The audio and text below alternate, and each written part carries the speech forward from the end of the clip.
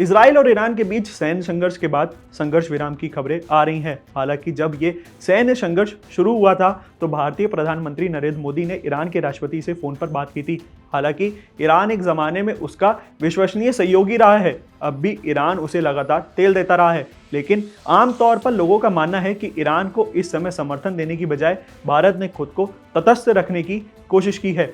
Iran और भारत के बीच ऐतिहासिक, सांस्कृतिक और रणनीतिक संबंध भी रहे हैं। कई अवसरों पे ईरान ने भारत का साथ दिया है, लेकिन कई बार वो पाकिस्तान के साथ भी खड़ा रहा। आपको बताते हैं 1990 की बात, जब 1990 के दशक में भारत और ईरान के अफगानिस्तान में तालिबान के खिलाफ उत्तरी गठबंधन का समर्थन किया था। उस समय तालिबान को पाकिस्तान का समर्थन प्राप्त था। भारत ईरान से मिलकर अफगानिस्तान के स्थिरता लाने के लिए रणनीतिक सहयोग करा। ईरान ने भारत को चबहार बंदरगाह के विकास के लिए रणनीतिक अवसर प्रदान किया, जो भारत के लिए मध्यस्थ एशिया और अफगानिस्तान तक पहुंचने के लिए महत्वपूर्ण मार्ग था। इस परियोजना के माध्यम से भारत में बिना पाकिस्तान के रास्ते अफगानिस्तान और मध्य एशिया में व्यापार और कनेक्टिविटी की जा सकती थी और इससे बढ़ावा भी मिला।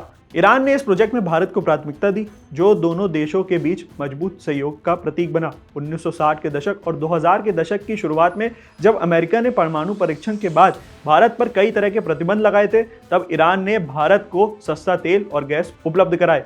कुछ मौके पर ईरान ने भारतीय मुद्रा के भुगतान को भी स्वीकार करा, जिसमें भारत को आर्थिक सहायता भी मिली। ईरान ने कई बार संयुक्त राष्ट्र में अंतर्राष्ट्रीय मंचों पर भारत के हितों में समर्थन भी किया। उदाहरण के लिए आपको बताते हैं, भारत की क्षेत्रीय और वैश्विक भूमिका को बढ़ाने के लिए ईरान ने कई मौके पर भारत का साथ दिया है और उस पर सहमति जताई है। हाल ही में इजराइल इराक तनाव के दौरान ईरान ने अपने हवाई क्षेत्र को बंद करने के बावजूद भारत के नागरिकों को निकालने के लिए हवाई क्षेत्र को खोलने की अनुमति दी थी। यह भारत के लिए एक महत्वपूर्ण सहायता रही, जिसे दोनों देशों के बीच गहरे संबंध को दिखाया। ईरान ने कई बार भारत की संयुक्त राष्ट्र सिक्योरिटी काउंसिल में स्थायी सदस्य की उम्मीदवार का समर्थन भी किया। उदाहरण के लिए 2010 में और उसके बाद वर्षों में ईरान ने सार्वजनिक रूप से संयुक्त राष्ट्र के मंचों पर भारत की वैश्विक भूमिका को बढ़ाने के लिए समर्थन जाहिर करा था। 1965 और 1971 के बाद भारत पाकिस्तान के युद्ध के दौरान ईरान ने पाकिस्तान को हथियार का समर्थन दिया, जो भारत के हितों के भी खिलाफ था। बताते हैं कि पाकिस्तान के खिलाफ हालिया सैन्य संघर्ष के दौरान भी ईरान की मूक समर्थन पाकिस्तान के साथ नजर आई।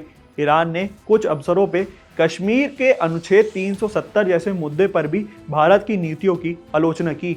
कश्मीर के मामले पे कई बार उसने पाकिस्तान की लाइन की बात कही, जो भारत को नागवारा गुजरी। 2019 में अनुच्छेद 370 हटाए जाने के बाद ईरान ने कुछ नेताओं ने कश्मीर के मानव अधिकार मुद्दे पे टिप्पणी की थी। भारत ने इन बयानों की कड़ी आलोचना की और इसे आंतरिक मामले में हस्तक्षेप माना। भारत ने कूटनीतिक चैनलों के माध्यम से ईरान को अपनी नाराजगी जताई। भारत की भूमिका की अगर हम बात करें तो 2005 और 2006 में भारत ने IAEA में ईरान के खिलाफ वोट किया था, जिससे ईरान के परमाणु कार्यक्रम को संयुक्त राष्ट्र सुरक्षा परिषद में भेज दिया गया। यह भारत के लिए एक कठिन निर्णय था, क्योंकि भारत अमेरिका परमाणु समझौते के आंतरिक रूप देने के लिए अमेरिका का दबाव का हिस्सा झेल रहा था। इस कदम में भारत ईरान संबंध में कुछ समय के लिए तनाव भी आया था। अगर हम बात करें 2019 की, 2019 में भारत ने अमेरिकी प्रतिबंध के दबाव में ईरान से तेल के आयात में पूरी तरह बंद कर दिया था। यह ईरान के लिए एक बड़ा झटका था, क्योंकि भारत उसका एक प्रमुख तेल खरीदार था। इस निर्णय ने भारत ईरान आर्थिक संबंध को प्रभावित किया था। हालांकि भारत ने कूटनीतिक स्तर पर ईरान का साथ दिया और संबंध बनाए रखने की कोशिश की थी। हालांकि इजराइल के साथ भारत के लगातार बेहतर होते संबंध ने भी कहीं ना कहीं ईरान के साथ रिश्तों पे असर डाला है, क्योंकि ईरान सार्वजनिक तौर पर इजराइल को शैतान देश कहता रहा है और उसके दोस्त देशों से भी दूरी बनाए रहता है।